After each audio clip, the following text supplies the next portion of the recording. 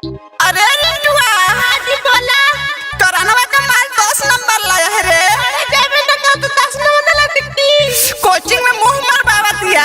Recording by लक्का Sandeep बाबा के लाभर देखो 29 नंबर लाया है। 29 नंबर लाया है जी, 29 नंबर लाया है। बिकिया के माल देखो 23 नंबर लाया है।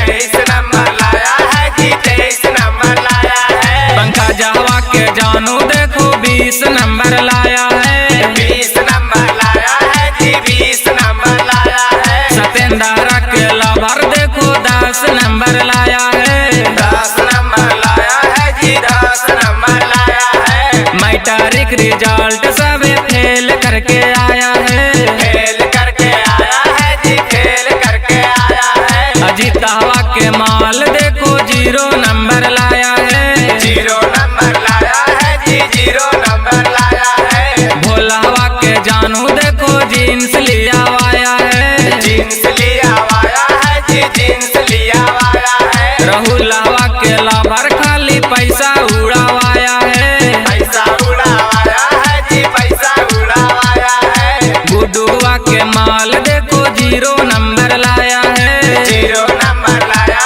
है जी, 0 नंबर लाया है। छौड़ा सोनिया भी 0 नंबर लाया है। 0 नंबर लाया है जी, 0 नंबर लाया है। लगे साला कोचिंग में खेल किया है। कजली के चक्कर में फेल किया है। लगता है परीक्षा में खेल किया है।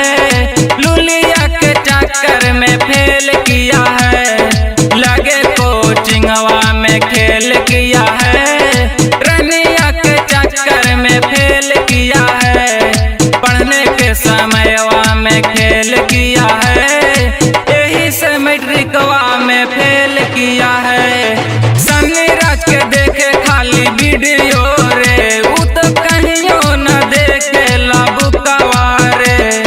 लॉकडाउन में खाली ई सब वीडियो बनावे। अपन बाबूजी के पैसा हो खूबे उड़ावे। अलीनगर के छौड़न रिकॉर्ड तोड़ा है। सन्नी राज के वीडियो वायरल किया है। लॉकडाउन में छौड़न सब खेल किया है। लॉकडाउन में छौड़न सब खेल किया है। वीडियो बना के वायरल किया है।